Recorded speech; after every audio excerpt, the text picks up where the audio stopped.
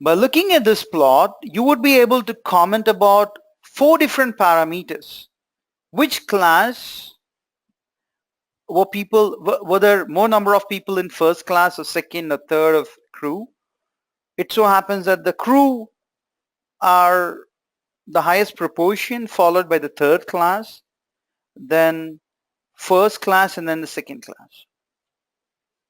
If you look at the sex, we have male and female, right? We have the male and female. We have the male and female, so on and so forth. And when you look at the other axis, it provides us the details about the age. Do we have children or adult? So this width of this is child, width of this is adult. This width is children, this width is adult. This width is children, this width is adult. For female and male, you have separately for that. For example, if you look at this, the female child are more in proportion in comparison to the male child, right? And child labor is prohibited, hence we do not have any children on this. This is a data set of Titanic, right, on how many people survived, etc. And here you have data about survived. Yes, they have survived. No, they did not survive. So let us first analyze the first class here. A very small proportion of female child were there in the first class, and everyone survived. And also when it comes to male, the proportion of male child in comparison to female child was slightly more. Here also majority or everyone survived. This goes to say that first preference was given to children to board out of the ship when Titanic incident has happened. Right? At the same time, look at this. Adults. Majority of the females survived, only a small proportion could not survive. A small proportion of males survived, majority of the proportion could not survive. They were not fortunate. What does this indicate? This indicates that female were given the next preference to board out of the ship. First preference was given to children, next female. If you look at the second class here, slightly more proportion of female child were there in comparison to male child, but everyone survived. All the female child and all the male child survived. Once again, thanks to the strategy of saving children first. And then if you look at this, majority of the female, when it comes to adults, survive, only a small proportion died. It's exactly opposite when it comes to male. Only a small proportion survived, majority of them could not survive. But when it comes to third class, I believe there was some kind of, inferiority complex there, and hence they did not let probably the third class people to board out of the ship. Hence, equal number of female child survived, right? And equal number of people died. And when it comes to male child, majority of them died. Small proportion of male children, could survive. And when it comes to adults, here more than 50% of the female adult could not survive. And when it comes to male, it's a huge number who could not survive. And same is with the crew also. This is an amazing visualization wherein we are able to analyze the class, sex, age, and whether people have survived or not. Right? So if you can come up with this kind of a visualization for your projects, that's the amazing part. Yeah, that would be outright very amazing. Okay. There is also another visualization called heat map. So we are representing empty cars as matrix and we are trying to come up with a heat map. There we go. The moment you look at this heat map, we know, the at the very look of this, we know for a fact that majority of the vehicles can be clustered based on all these features, and all these features are kind of correlated. And HP and displacement, these two are slightly different from the rest of the features, right? And this is like your hierarchical clustering. This is like your hierarchical clustering wherein we have this dendrogram kind of a representation wherein these vehicles are together, clubbed together, clustered together based on all these features. So I get a sense that these three Mercedes-Benz vehicles are clustered together. So these three are similar when it comes to all of these features.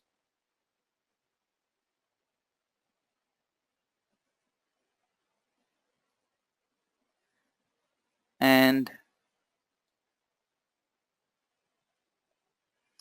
what else can we club together? Maybe these vehicles.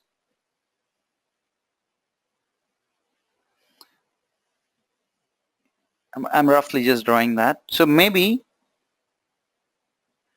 your Ferrari Dino, Fiat, Toyota Corolla and Honda Civic. These are the 5 cars which are grouped together. So maybe you want to have a common strategy, marketing strategy for these cars. Maybe. Right. So in that way, you can look at heat maps basically. And R is very good when it comes to your maps. So there is a package called raster. You just need to install and load that. And we can come up with world map. We can come up with a country map based on altitude. Right, so let me do that. I've stored the output in ALT. If I do plot, you get to see the output. Look at this. Of course, majority of Kashmir is gone. Here it is POK. Here it is slightly China creeping in. Okay, anyways. So look at that. Here is altitude data which is available from 0 until 6,000 or more than that. And we know for a fact that the altitude is very high when it comes to Jammu and Kashmir region because it's mountainous and you see snowfall, etc. That is the same when it comes to the northeastern states. Right? And altitude decreases as and how you come down south of India.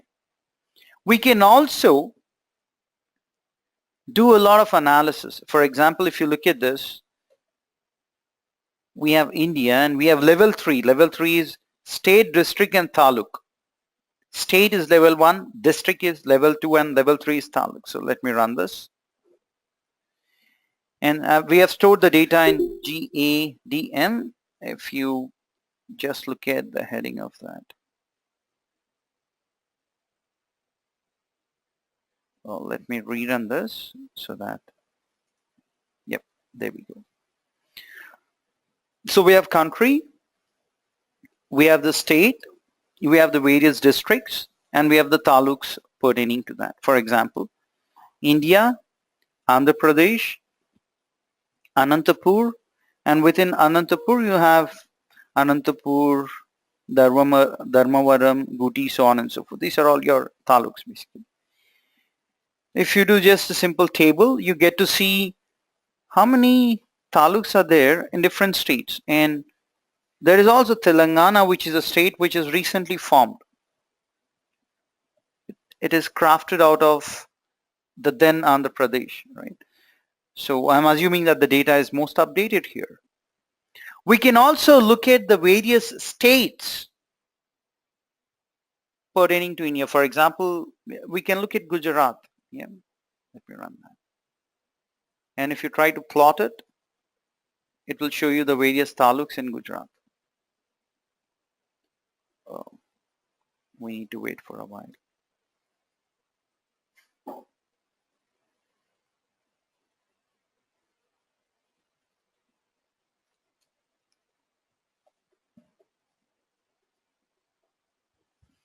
All right, it's taking more time than expected. Let us wait for that. Maybe it's taking some time for us to see the Gujarat plot here. I'm going to show you all that once it pops up.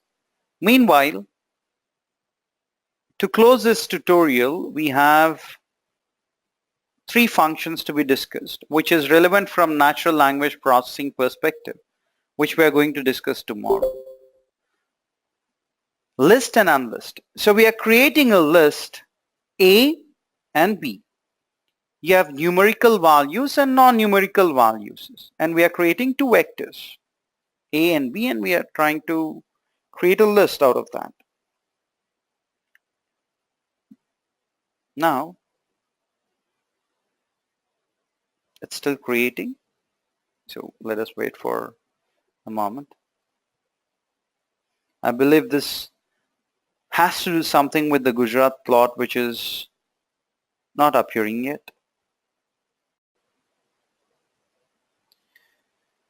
So we have just created this list and we have assigned it to myList object. If I call this myList object, you'll be able to see a list with A and B. If you unlist this particular list which we have created, right, and if you look at the output, you see A1, A2, A3, B1, B2, B3, and you have the values corresponding to that. A1 is 1, A2 is 2, A3 is 3, so on and so forth. There is also a paste function. Say you're trying to concatenate or combine these 3 strings, which is something to paste, and I'm assigning it to A. Now if you use this function paste, and if you try to separate these 3 using underscore, look at what happens. It really doesn't do that. But if you try to use the paste function and use collapse equal to underscore, now you see this. It's paste underscore to underscore or something underscore to underscore paste. So this is what you mean by paste, collapse. There are 3 strings. You have collapsed those to 1 by using an underscore. There is also another function which is toString. So we are trying to combine A, B, and all these A's. These are 3 strings basically. And we are trying to assign it to an object called X. Let me run this. And now if you use the function toString, it is going to combine these 3, A, comma, B, comma, all of these 3. It's a single string now. Right? This is how you can manipulate the data. And these 3 manipulation functions come in very handy when we deal with natural language processing